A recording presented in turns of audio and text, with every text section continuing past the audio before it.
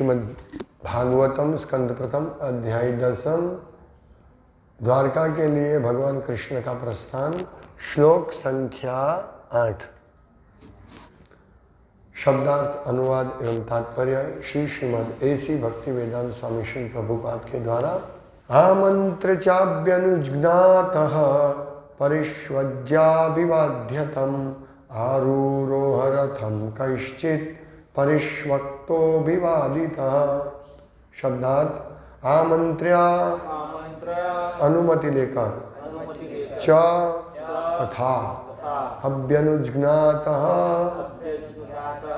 आज्ञा पाकर, परिष्वज्य आलिंगन करके, अभिवाद्य चरणों पर झुककर, तम महाराज युधिष्ठिर को, आरूरोह आरूढ़ हुए, रथम रथ में, कैश्चित किन्हीं के द्वारा, परिष्वक्तः आलिंगित होकर, अभिवादितः अभिवादन किया जाकर। अनुवाद। तत्पश्चात जब भगवान ने प्रस्थान करने की अनुमति मांगी और राजा ने अनुमति दे दी, तो भगवान ने महाराज युधिष्ठिर के चरणों में नतमस्तक होकर प्रणाम किया और राजा ने उनको गले लगा लिया। इसके बाद अन्यों द्वारा गले मिलने एवं नमस्कृत होकर वे अपने रथ में आरूढ़ हुए। तात्पर्य। महाराज युधिष्ठिर भगवान कृष्ण के बड़े फुफेरे भाई थे, अतएव उनसे विदा होते समय भगवान राजा के चरणों में नतमस्तक हुए। राजा ने छोटे भाई की तरह उनका आलिंगन किया। यद्यपि राजा भली भांति जानते थे कि कृष्ण पूर्ण पुरुषोत्तम भगवान है। भगवान को प्रसन्नता होती है जब उनका कोई भक्त उन्हें प्रेम में वो अपने से घटकर समझता है। भगवान से बढ़कर या उनके समान अन्य कोई भी नहीं है, तो भी वे अपने भक्तों द्वारा छोटे समझे जाने पर प्रसन्न होते हैं। ये सब भगवान की दिव्य लीलाएं हैं। निर्विशेषवादी भगवत भक्त के द्वारा निभाई जाने वाली अलौकिक भूमिका को समझ नहीं सकते। तत्पश्चात भीम तथा अर्जुन भगवान को गले मिले क्योंकि वे समवयस्क थे, लेकिन नकुल तथा सहदेव ने उन्हें प्रणाम किया क्योंकि वे उनसे छोटे थे। तो बहुत ही सुंदर प्रसंग है ये, और भगवान कितने महान हैं, भगवान कैसे है, इस श्लोक से हम समझ सकते हैं। लोग भगवान को नहीं समझ सकते क्योंकि किसी को ऐसी भूल धारणा है कि भगवान निराकार है और भगवान सर्वव्यापी तो है, लेकिन निराकार है इसलिए सब जगह है, इसीलिए उनका कोई रूप नहीं है। तो जो व्यक्ति ऐसा समझता है, और ज़्यादातर लोग ऐसे ही समझते हैं, भगवान की कोई उनको धारणा नहीं है, भगवान क्या होते हैं, भगवान कैसे होते हैं, ये धारणा नहीं है। इसलिए पूरे भौतिक जगत में मैक्सिमम लोग, ज़्यादातर 99 से ज़्यादा प्रतिशत लोग भगवान को समझने में गलती करते हैं। और जब ऐसा प्रसंग वो देखेंगे कि भगवान कृष्ण ने युधिष्ठिर महाराज को प्रणाम किया, नतमस्तक, उनको नतमस्तक होकर प्रणाम किया, तो प्रणाम किसको किया जाता है? बड़े को। लेकिन सबसे बड़ा कौन है? आदि पुरुषम गोविंदम आदि पुरुषम तमहम भजामि। हम सब आपको नमस्कार करते हैं। देवता, ब्रह्मा जी, शिव जी, करोड़ों ब्रह्मांडों के करोड़ों ब्रह्मा भगवान को द्वारका मिलने आए और अपने मुकुट के साथ, सोने के मुकुट के साथ भगवान के चरण में प्रणाम किया, उनके चरण कमल की रज को अपने मुकुट पर लगाया। और वही भगवान कृष्ण युधिष्ठिर महाराज को प्रणाम कर रहे हैं नतमस्तक होकर। ये कौन समझ सकते हैं लीला? लोग समझते हैं कि बस भगवान, ये मिठास है भगवान के, जो है भगवान चैतन्य महाप्रभु ने ये जो 5 भाव, हम भगवत गीता में भी पढ़ेंगे, भगवत गीता लाओ जरा, उसमें भगवान, कोई ये सोच भी नहीं सकता कि भगवान पुत्र बन सकता है, भगवान मित्र बन सकता है। भगवान, सब जानते हैं भगवान मालिक है, वो जो भी भगवान का जिनको भी धारणा है वो समझते हैं भगवान मालिक है। लेकिन भगवान इस तरह पुत्र बन के या छोटा बन के हमारी सेवा स्वीकारेगा, मतलब हम उनके ऊपर आज्ञा करेंगे, वो कैसे, कौन सोच सकता है भगवान के बारे में। लेकिन चैतन्य महाप्रभु ने आकर ये सिखाया। प्रभुपाद लिखते हैं भगवत गीता में कि कोई ये किसी के बस की बात में नहीं है कि ऐसे समझे कि भगवान किसी को प्रणाम करेंगे, ये समझना बहुत मुश्किल है। प्रभुपाद लिखते हैं कि भगवान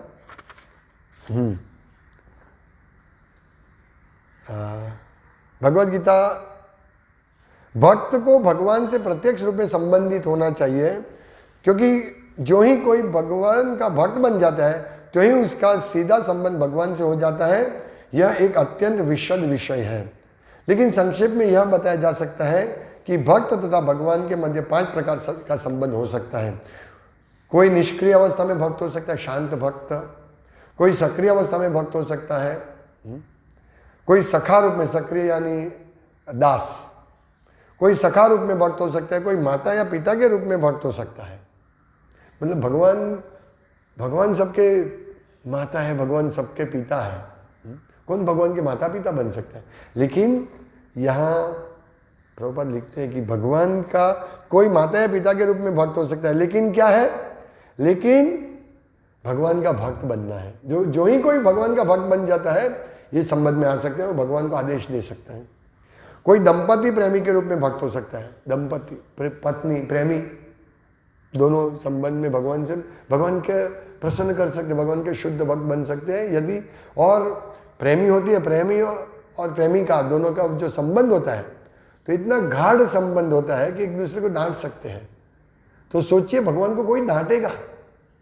जब भगवान कृष्ण सब गोपियों को जंगल में बुलाते अपनी बांसुरी बजा के, सब गोपियां अपने पति पुत्र अपने बच्चे को खिला रहे थे, वो सब छोड़ के दौड़ के भगवान के पास जाते हैं। तो भगवान उनको उपदेश देते हैं कि क्यों आ गए आप लोग मेरे पास। तो उस टाइम गोपियां गुस्से होकर भगवान को डांटते हैं, और भगवान कहते हैं कि गोपियों की डांट उनको वेदों की स्तुति से बड़ी रसप्रद लगती है। ये है भगवान। तो ऐसे भगवान को समझना चाहिए। ऐसा नहीं हम कि कहीं से भी अपना विचार भगवान के बारे में विचार लेके आ जाए और बोले भगवान ऐसे है, भगवान वैसे है। नहीं, भगवान कैसे है ऐसे भागवतम से हम समझ सकते हैं कि भगवान कैसे है। यहाँ भगवान, ये युधिष्ठिर महाराज भगवान के बड़े भाई होते हैं, चचेरे भाई हैं, बड़े भाई हैं, उनसे बड़े हैं उम्र में, तो उनको नतमस्तक प्रणाम किया। तो ये सिर्फ भक्त समझ सकते हैं कि भगवान भी प्रणाम कर सकते हैं। यहाँ भी लिखा है कि ये एक बात समझना है कि यहाँ जो भगवान और भगवान के भक्तों के बीच में जो आदान प्रदान, जैसे कृष्ण और युधिष्ठिर के बीच में, या कृष्ण और अर्जुन के बीच में, या कृष्ण और कुंती महारानी के बीच में जो भी आदान प्रदान है, वो इस भौतिक जगत का आदान प्रदान नहीं समझना चाहिए। जैसे कल हमने देखा कि भगवान अपने संबंधियों को प्रसन्न करने के लिए थोड़े दिन रह गए हस्तिनापुर में। तो ये जो संबंध में थोड़ा भी भौतिक अंश नहीं है। प्रभुपाद भी लिखते हैं कि भगवान कृष्ण का अर्जुन के साथ, यानी अर्जुन का कृष्ण के साथ संबंध सखा रूप में था। निसंदेह इस मित्रता तथा भौतिक जगत में पाई जाने वाली मित्रता में आकाश पाताल का अंतर है। जैसे यहां दो मित्र रहते हैं, बहुत घनिष्ठ मित्र होते हैं, दो प्रेमी प्रेमिका होते हैं, घनिष्ठ संबंध, पिता पुत्र का घनिष्ठ संबंध होता है, हम पाए जाते हैं इस भौतिक जगत में, लेकिन क्षणिक होता है वो। प्रेमी प्रेमिका जब तक शादी नहीं होती है, प्रेमी प्रेमिका बहुत अच्छा दिन में तारे तोड़ के लेके आएगा प्रेमी लेकिन शादी हो गया, फिर झगड़े करने लगते हैं, फिर छूटे हो जाते हैं। तो ये प्रेमी प्रेमिका का संबंध भौतिक है। ऐसा कोई जुड़ने वाला संबंध नहीं होता है। और कोई बोलता है ठीक है ये प्रेमी प्रेमिका 25 साल से शादी के बंधन में, हाँ, लेकिन मरने के बाद टूट जाएगा वो संबंध। कोई संबंध स्थायी नहीं है, सब भौतिक संबंध का ऐसा है। मित्र मित्र दो बहुत पक्के फ्रेंड होते हैं, लेकिन छोटा सा 1 रुपया 2 रुपये के लिए भी उनके बीच में शत्रुता हो जाती है ना? क्योंकि स्वार्थ है, स्वार्थ। सच्चा स्वार्थ नहीं, सच्चा स्वार्थ है कृष्ण अपना मित्र है। और कृष्ण तो मित्रता में जो भी संबंध है पिता पुत्र का, तो पिता पुत्र के संबंध में भी हम देखते हैं पुत्र माँ बाप का कत्ल कर देता है, पिता पुत्र का कत्ल कर देता है। अभी मैंने सुना था कोरोना में एक पुत्र को पिता ने कुछ कहा होगा, तो पुत्र को इतना गुस्सा आया कि उसने पिता को चप्पू मार दिया, हाथ में जो आया वो मार दिया और मर गए पिताजी। ऐसा तो ये जगत के ऐसे संबंध है। बड़े भाई छोटे भाई, बात करने का संबंध नहीं रहता है, दोनों साथ में खेलते हैं लेकिन फिर बात करने का संबंध नहीं होता है। लेकिन कृष्ण के साथ ये युधिष्ठिर महाराज का ऐसा संबंध नहीं था, अर्जुन के साथ कृष्ण का ऐसा संबंध नहीं था, भौतिक संबंध नहीं था। ये संबंध हमको समझना है। अगर हम ये संबंध समझ गए कृष्ण क्या है वो कैसे है, तो हम हमेशा कृष्ण को ये 5 में से एक रस में उनके साथ दोस्ती करेंगे, उनका भक्त बनेंगे। तो यहाँ प्रभुपाद लिखते हैं कि निसंदेह प्रत्येक व्यक्ति का भगवान से सीधा संबंध होता है और यह संबंध भक्ति की पूर्णता से ही जागृत होता है। यानी हम लोगों को भगवान के साथ यदि संबंध बनाना है तो हमें भक्ति की पूर्णता प्राप्त करनी पड़ेगी। और भक्ति की पूर्णता कैसे प्राप्त होगी? गुरु, साधु और शास्त्र के मार्गदर्शन से हमें भक्ति करनी है, तो ही हमको ये पूर्णता मिलेगी और तो ही हम भगवान के पिता बन सकते हैं या भगवान के मित्र बन सकते हैं, भगवान के दास तब भी बन सकते हैं जब हम विधि विधानों का पालन करेंगे। ऐसे नहीं अभी चलो अभी हम सब सुन लिया, अभी हम कल से हम भगवान के दास बन जाएंगे, नहीं, ऐसा बहुत मुश्किल है। हम सेवा भी करते हैं तो कभी हम दास के भाव में करते हैं, लेकिन ज्यादातर तो मालिक के भाव में ही करते हैं हम सेवा। भगवान से मित्रता तब तक रखते हैं जब हमारा काम होता है। भगवान हमारा, हम भक्ति करते हैं तो हमारा अच्छा भगवान बहुत ध्यान रखते हैं और हमको कोई तकलीफ नहीं होती, खाना पीना सब देते हैं भगवान। हाँ, ऐसा ठीक है। लेकिन जब भगवान ने कोई बड़ी कसौटी कर दी, भगवान मेरे साथ ऐसा किया, ऐसा टिकना मुश्किल है भगवान के साथ। ऐसा दिव्य स्तर पे, भौतिक स्तर पे अगर हम रहेंगे तो भगवान के साथ संबंध बांधना मुश्किल है। हम नहीं समझ सकते हैं ये दिव्य संबंध को, यदि हम समझे कि हमारा कार्य, एकमात्र कार्य है भगवान की सेवा करना और कुछ नहीं है। तो भक्ति की पूर्णता प्राप्त करनी पड़ेगी। और पूर्णता कैसे होती है? अदो श्रद्धा, श्रद्धा से शुरू होती है कि भगवान मालिक है, भगवान कृष्ण है। ये श्रद्धा, कच्ची श्रद्धा भी चलेगी, लेकिन ये श्रद्धा होनी चाहिए। कुछ नॉलेज नहीं होगा, ज्ञान होगा, नहीं चलेगा।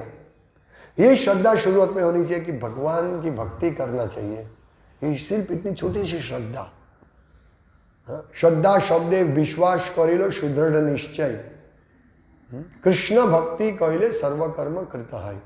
ये तो पक्की श्रद्धा है। विश्वास, क्या विश्वास? श्रद्धा का अर्थ है विश्वास। क्या विश्वास? कि कृष्ण भक्ति करने से सब कुछ मेरा कार्य हो जाएगा। लेकिन जब ये विश्वास नहीं होता है तो कोमल श्रद्धा कि भगवान कृष्ण है, ये कोमल श्रद्धा से हमारा काम चलेगा धीरे धीरे। लेकिन आदो श्रद्धा ततो साधु संग, फिर साधु का संग करना पड़ेगा, सिर्फ श्रद्धा से नहीं होगा। हम पुस्तक वितरण करने जाते हैं तो बहुत लोग मिलते हैं जो जिनकी श्रद्धा होती है, और ज़्यादातर नास्तिक लोग मिलते हैं। हमारे पास है, हम सब पढ़ते हैं, हम देवी पुराण पढ़ते हैं, हम तापी पुराण पढ़ते हैं, ये पुराण पढ़ते हैं, वो पुराण पढ़ते हैं। ये श्रद्धा नहीं, उनको श्रद्धा होनी चाहिए। कोई बोले भगवत गीता पढ़ते हैं तो समझने जिसकी भक्ति श्रद्धा है, फिर वो भगवत गीता ले लेगा तुरंत। जो भगवत गीता पढ़ते हैं हम थोड़ा इसको समझेंगे तो ले लेंगे। तो ऐसी श्रद्धा डेवलप करना बहुनाम जन्मना मनते, बहुत मुश्किल है। हम यहाँ पढ़ते हैं कि युधिष्ठिर महाराज को भगवान ने नतमस्तक होकर प्रणाम किया, कितना अच्छा लगता है। लेकिन ये युधिष्ठिर महाराज कोई सामान्य जीव नहीं थे, वो भक्त थे, पूर्ण भक्त थे, शुद्ध भक्त थे। इसीलिए उन्होंने भगवान कृष्ण ने प्रणाम किया उनको। बाकी तो भगवान का विश्वरूप देखिए, हाँ, पसीने आ जाएंगे, हम डर जाएंगे। अर्जुन डर गए थे, वो उनका मन अस्वस्थ हो गया था, ये भगवान के मुंह में सब लोग मृत्यु के मुंह में जा रहे हैं, तो ऐसे भगवान से कौन दोस्ती करेगा। तो ये सब पहले समझना है कि यही भगवान है जो काल रूप में भी है, सबका विनाश करते हैं। और वही अगर हम ये समझेंगे तो समझ पाएंगे कि मतलब भक्ति होगी, ये समझ के तब हम समझ पाएंगे यही भगवान, जब उनकी भक्ति की जाती है तो वो बड़े भाई छोटे भाई का रोल निभाते हैं खूब तरह, परफेक्ट। भगवान पूर्ण है, इसीलिए कोई कसर नहीं छोड़ते। जैसे भगवान कृष्ण के घर में द्वारका में नारद मुनि प्रवेश आए भगवान का दर्शन करने के लिए, भगवान की लीला का दर्शन करने के लिए। तो जैसे नारद मुनि को देखे भगवान प्रसन्न हो गए, ओहो हो, मेरा भाग्य खुल गया कि मेरे घर में महान भक्त आए, ऋषि आए। और उनको पाद प्रक्षालन किया, फिर बिठाया, पूरा आदर सम्मान किया। देखो ब्राह्मण को कितना आदर देना चाहिए, भगवान स्वयं सिखाया। तो भगवान पैर धोए नारद मुनि के, सोचिए। जो कुरुक्षेत्र के युद्ध भूमि पर भगवान जो विश्वरूप दर्शन किया, तो कोई सोच सकता है कि ये व्यक्ति पैर धो सकते हैं किसी का? नहीं समझ सकते। भगवत गीता समझने के बाद समझ सकते हैं। इसीलिए लोग समझते हैं कृष्ण वे तो ब्राह्मण कृष्ण से बड़े होते हैं, इसलिए कृष्ण तो सामान्य जीव है। लेकिन नहीं, भगवान ब्राह्मण का भी हत्या कर सकते हैं, भगवान को भी पाप नहीं लगेगा। कहने का तात्पर्य। और दूसरा कि जब भगवान कृष्ण ने उनका स्वागत किया और जब दूसरे महल में नारद मुनि जाते तो इसी प्रकार भगवान कृष्ण स्वागत करते, इसी प्रकार फिर चरण कमल धोते हैं और जो भी ब्राह्मण का स्वागत करते हैं। जैसे हमारे प्रभुपाद के शुद्ध भक्त आए थे तो हमने उनका पाद प्रक्षालन किया, कितना आदर दिया, कीर्तन किया, उनको कितना सम्मान दिया, उनको प्रसाद हम दिया। जो ब्राह्मण शुद्ध भक्त आते हैं तो हमें इतना आदर करना चाहिए।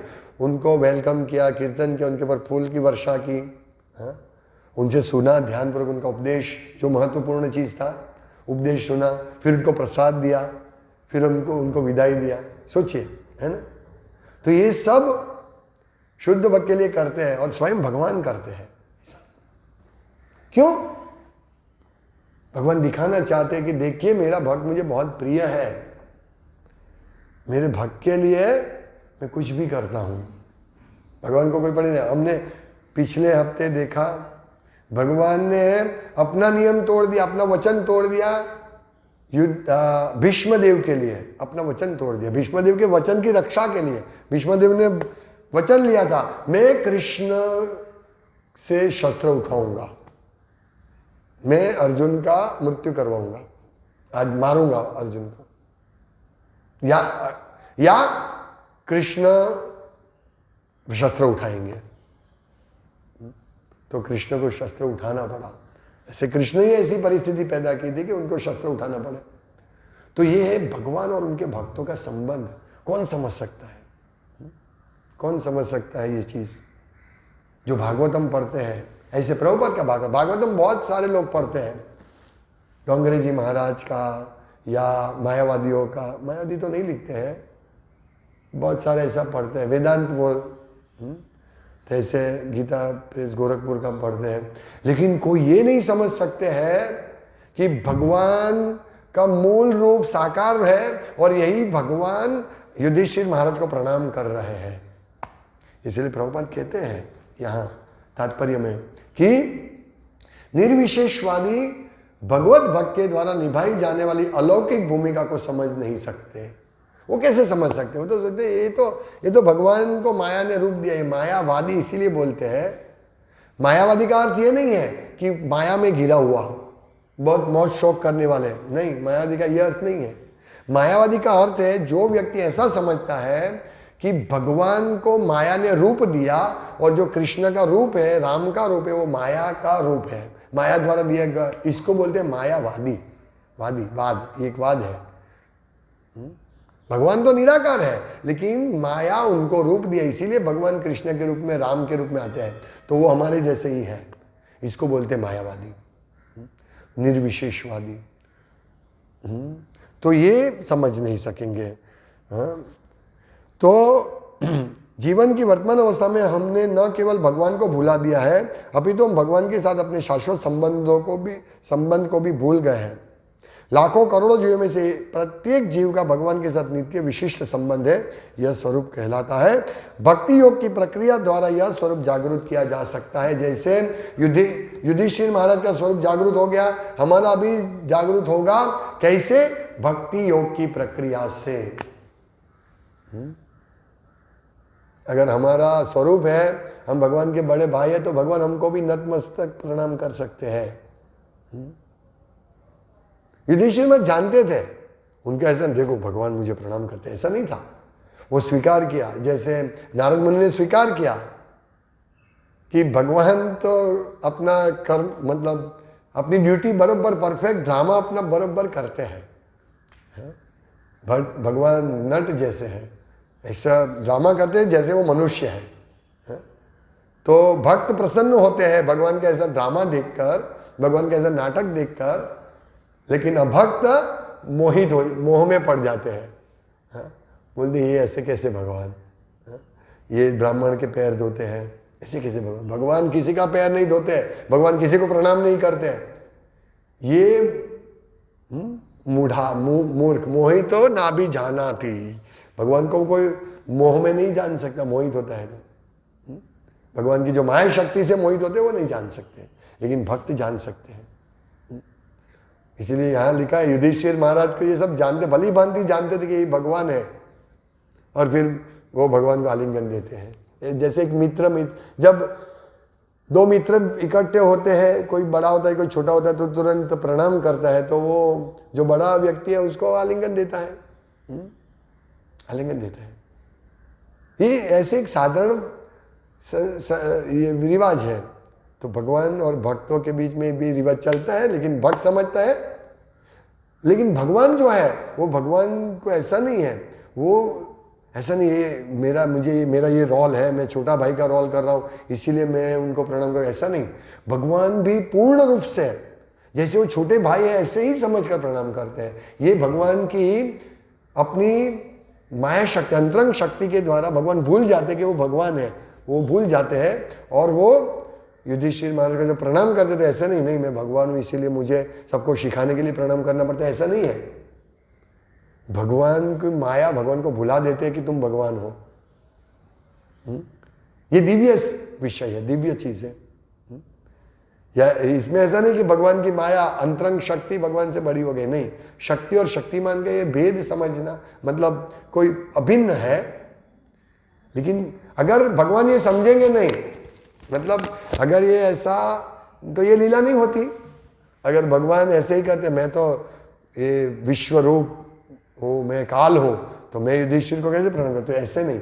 इसीलिए भगवान भी भूल जाते हैं, ऐसी लीला होती है तभी जाके ऐसी लीला होगी ना। नहीं तो यशोदा मैया बोलते हैं, लकड़ी लेके भगवान के पीछे दौड़ते हैं, तो भगवान विश्व रूप दिखा देते, तो यशोदा में ऐसे हो जाते ना। भगवान भुला देते हैं, खुद भी भूल जाते हैं, अपने भक्तों को भी भुला देते हैं कि मैं कृष्ण हूं, मैं साक्षात। जिनको आप, जैसे भगवान जब कोई असुर आके भगवान को मारने का प्रयास करता है तो यशोदा मैया डर जाती है, और फिर उसको शुद्ध करने के लिए विष्णु को प्रार्थना करते हैं कि मेरे बेटे का रक्षा करना। तो विष्णु, आदि विष्णु कृष्ण है, उसके लिए यशोदा मैया कहते कि विष्णु को प्रार्थना करते मेरे बेटे का रक्षा करो। ये तो कोई देवताओं ने मेरे बेटे का रक्षा किया, ऐसा भगवान जब तृणावर्त ले जाते ऊपर, फिर गिर जाता है, ओह बच गया। ये तो देवता की कृपा है कि मेरे बेटे का रक्षा किया। उनको मालूम है सब देव देवता उनके नौकर चाकर है। ये सब मधुर लीला भगवान की, अधरम मधुरम लीला मधुरम, लीला भगवान की मधुर लीला है, यही भगवान की मधुरता है। यही भगवान की मधुरता है, जो इसीलिए भक्ति, जो भक्ति करते हैं ना, कभी भक्ति छोड़ नहीं सकते हैं भगवान की, क्योंकि उसका भगवान के साथ कितना बड़ा आदान प्रदान है। योग छोड़ सकता है, कर्मकांड छोड़ सकता है, भक्ति कोई नहीं छोड़ सकता, और छोड़ना भी नहीं चाहिए। हम नवोदित अवस्था में रहते हैं ना, तो कच्ची भक्ति टूट जाती है। कनिष्ठ भक्ति का थोड़ा सा प्रॉब्लम है, भाग जाते हैं भक्ति से। लेकिन हमको प्रभुपाद कहते कम से कम मध्यम अधिकारी तक पहुंचना है, कि थोड़ा हमारे भक्ति जीवन में थोड़ा सा समस्या है, ज्यादा समस्या है तो भी हमें भक्ति नहीं छोड़नी है। यही है, नहीं तो क्या है, तभी जाके ना युधिष्ठिर महाराज को इतनी समस्या आई, भक्ति छोड़ी उन्होंने? नहीं छोड़ा, कुछ नहीं छोड़ा। तो हमें भी, हमारे जीवन में भी समस्या है, भक्ति नहीं छोड़ना है। हरे कृष्णा। श्रीमद् भागवतम की जय, श्री प्रभुपाद की जय।